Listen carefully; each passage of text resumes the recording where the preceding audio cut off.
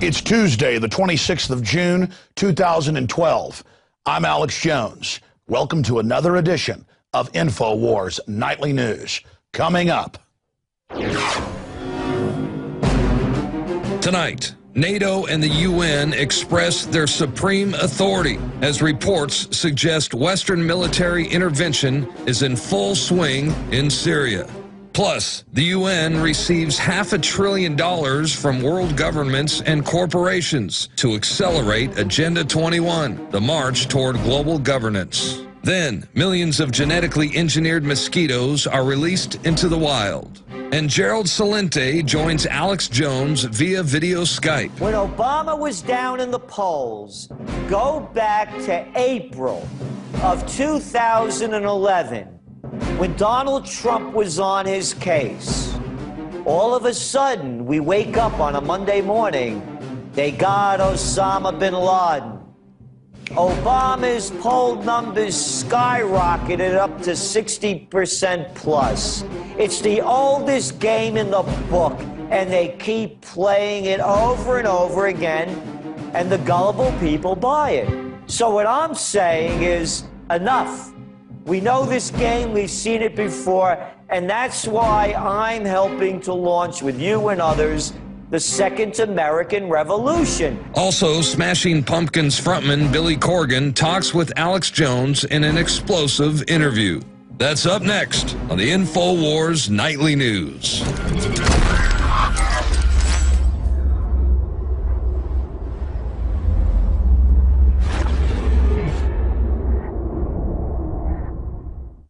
First off tonight, things are moving in a very dangerous direction in Syria. We're going to be breaking down the fact that al-Qaeda, on record, Fox News, LA Times, you name it, admit is being used to take over Libya and now Syria, and they're the good guys, and I'm unpatriotic for not supporting al-Qaeda. In fact, I'm a conspiracy theorist for pointing out before it was even in the news that al-Qaeda worked for the banks that have hijacked this country and that mega banks had taken us over and conquered us, but now CNBC admits that. But that makes me even more wrong. That makes my entire crew even worse. How dare you be dead on and right and be right first? Like Mark Twain said about a patriot is a scarce man, hated, feared, and scorned. But in time when his cause succeeds, the timid join him because then it costs nothing to be a patriot. No, they say that you're wrong, but you're right, but you're bad, and they're good. Let's get into the first nightmare situation. Military sources out of Israel, this is at Infowars.com, we have links to Debka File and others, say British commandos are operating in Syria, Assad compound under siege. Reports suggest Western military intervention is in full swing. And just like in the Downing Street and White House memos, Bush and Tony Blair wanted to paint up U.S. aircraft like UN, fly them low, get them shot down or crash them, to blame it on Saddam as a pretext to invade.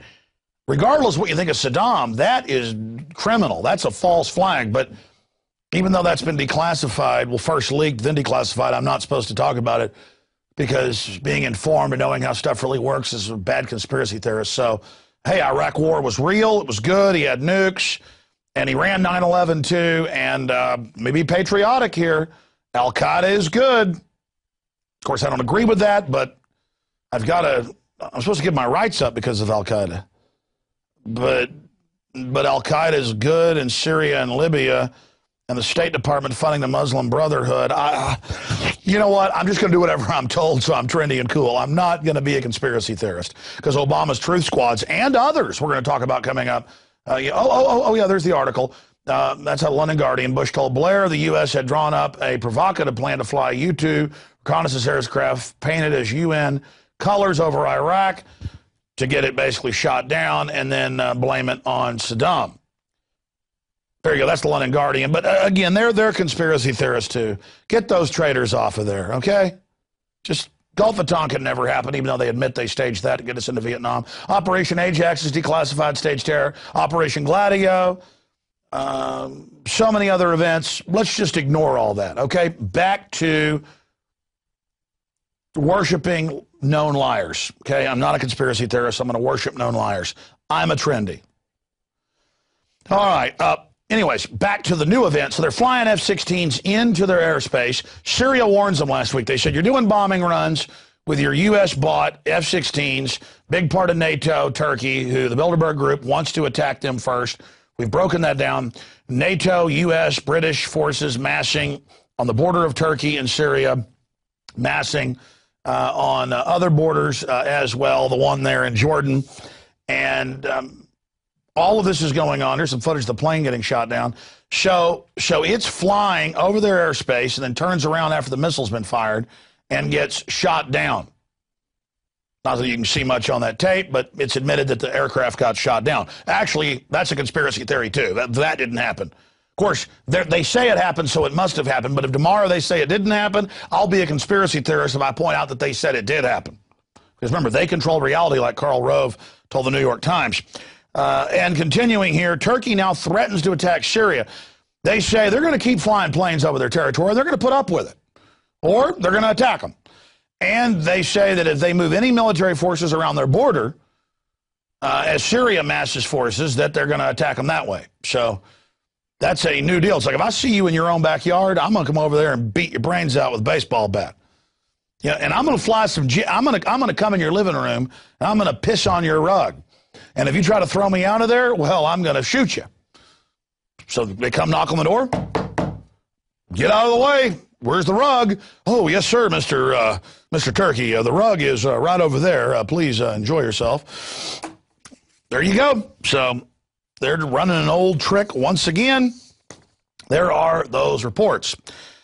Continuing here, all too predictable, Patrick Henningsen reports, Bilderberg plan to force NATO member Turkey into Syrian war, and he goes over the fact that we've all predicted that this indeed was coming and part of the larger plan, and that there are Russian forces there now ahead of this, so this isn't going to go the way of Libya. This is going to be quite nasty. Now, we're going to get into the next report here that I filed, over a year? When did I file this report, dude? I forget the exact date on it. Seems from memory, it was a couple years ago. I put together this al-Qaeda hoax report just showing you some of the articles from that time period where it was admitted in plain view that al-Qaeda was a Western creation used to overthrow countries all over the world, used to fight the Russians, used to attack the Serbs, used to attack us, and then be used as a pretext to take our basic liberties. So we're going to go to this report, and then I'm going to give you the latest news where it's in mainstream media that al-Qaeda works for NATO and the U.S. government. But coming up, they have libertarian truth squads now that are saying we're not supposed to talk about it, or we're not trendy and cool, and we're the ones causing problems in America. If we would just stop living in reality and let some little neocons run everything would be fine. So that is coming up. Let's go ahead and go to this report from several years ago. We'll find out the date while it's playing.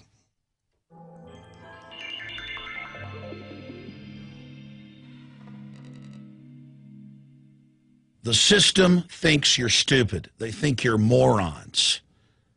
And I'm about to cover one of the biggest examples of this in modern history. One of the biggest hoaxes I've ever seen. Anyone who's followed the news for the last few decades, anyone who's researched admitted mainline history, knows that al-Qaeda was CIA created with the backing and support of the Saudi Arabians and the Israelis, as well as Pakistani intelligence. Zbigniew Brzezinski's written 2 books bragging that in '79 they created the group, had them attack the Russians to get them to then invade Afghanistan so that the Soviets could have their, quote, Vietnam. This is a fact.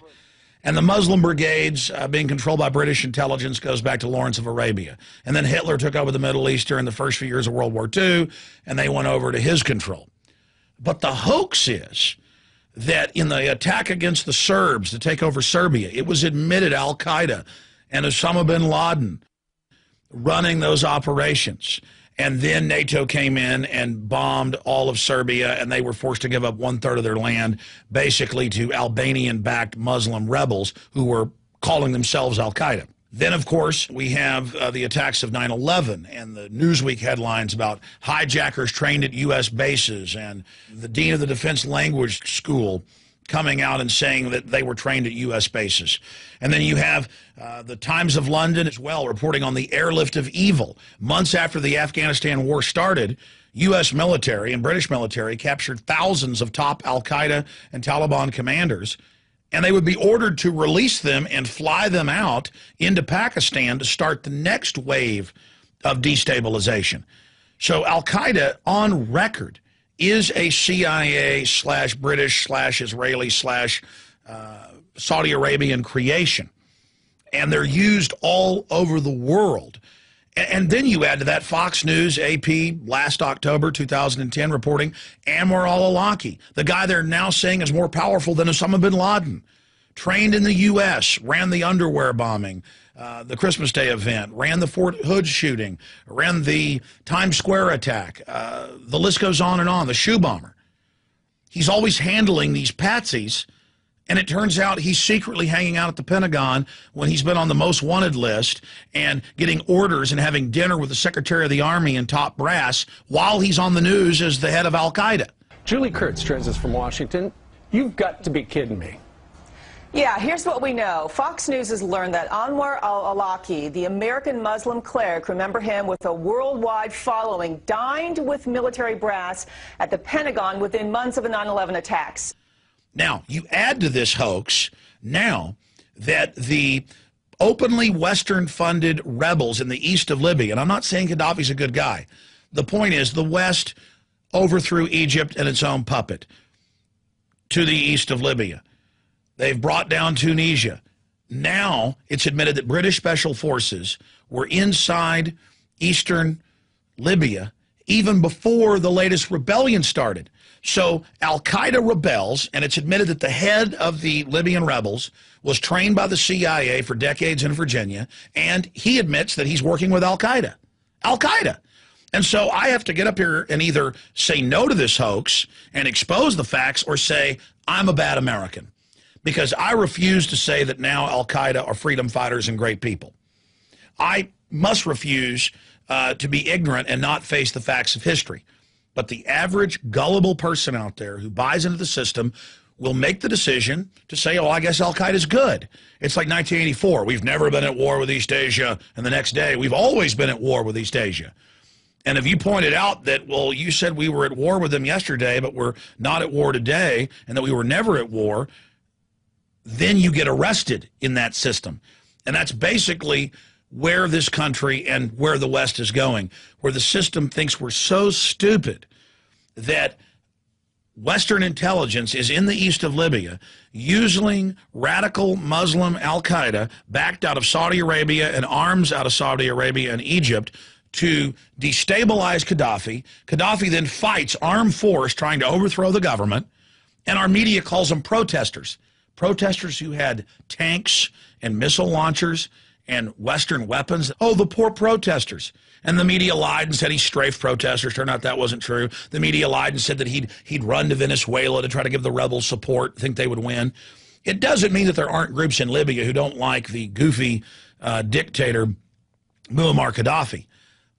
But Muammar Gaddafi is independent and has tried to build a strong Africa outside of the New World Order. And that's why he must be brought down. He doesn't have an international private central bank running his country. They have their own central bank. And that's why the system is doing this. And they think we have no memory where they're telling us al-Qaeda's horrible. We've got to take all your liberties in America because they may attack you any minute. The end of the Bill of Rights, freedom is dead. America surrenders and gives up all its rights to Homeland Security to keep us safe because of al-Qaeda. But then al-Qaeda, who wants to overthrow the secular Arab leader, Gaddafi, is being brought in to do this, and then we're being told it's humanitarian and we've got to bomb them and attack them to protect them. I mean, think about it, folks. Anwar al-Awlaki, the #1 guy under bin Laden, secretly hanging out at the Pentagon. The Taliban and al-Qaeda being flown out to safety in the first few months of the Afghan war to start the next crisis. Al-Qaeda being used to attack the Serbs. When the Serbs fight back, oh, it's humanitarian, we've got to bomb them. They just move al-Qaeda around all over the world, call them humanitarian freedom fighters if anybody resists them, and then the UN and NATO comes in and bombs the daylights out of them. But at least with the attack in the 90s against Serbia, they went and got congressional authorization for force. At least Bush with his illegal wars, because they were still wars of aggression, but he went and got the Congress to sign off on it, wasn't engaged in that form of brazen treason. Obama, less than 48 hours after the UN gave that resolution to invade, openly, in front of everyone, he ordered the U.S. military to start bombing and firing cruise missiles when out in the open, the UN had given the order and Obama hadn't even consulted Congress. This is a huge issue that's taking place here, my friends, and I hope you'll research the fact that al-Qaeda is an arm of the globalist. Al-Qaeda is an arm of the New World Order. Al-Qaeda is a system that the New World Order uses to menace civilizations into giving up their liberties in the name of protection, and also to go stir up revolutions and wars to then pose as freedom fighters so the globalists have an excuse to come in and take over countries. This is 21st century imperialism. And al-Qaeda is the key set piece on this game of chess to bring us into the world government. They are a creation of the private banking cartels who are waging wars against the nation state and all basic liberties that defend the rights of the indigenous populations of the nation states. Al-Qaeda is CIA, is MI6, is Mossad, is Saudi Arabian intelligence. And they've caught British SAS dressed up like al-Qaeda shooting at police in Basra to get Sunnis and Shiites killing each other. I mean, al-Qaeda is the Swiss Army knife of destabilization. They are that magic go-to tool that's used to foment the crisis so the globalists have the excuse to offer the solution. We've broken down one of the biggest modern ongoing hoaxes in history, where you're un-American if you don't support the freedom fighters of al-Qaeda. Well, I don't support them, and I don't agree with what Ronald Reagan said about them, saying that they were founding father material. I don't like al-Qaeda. Now, you may hate me because I don't love al-Qaeda. I'm not going to apologize. I'm sorry. I hate al-Qaeda, and I hate their handlers even more. Ask yourselves, what are you doing in this time of great challenge? What are you doing to unlock minds?